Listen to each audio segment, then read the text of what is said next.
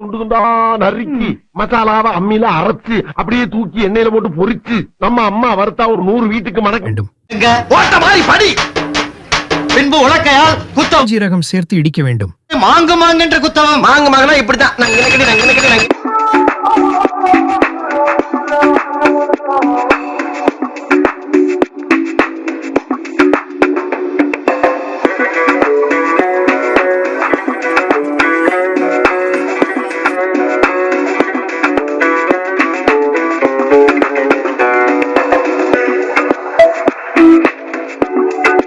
லஞ்சம்.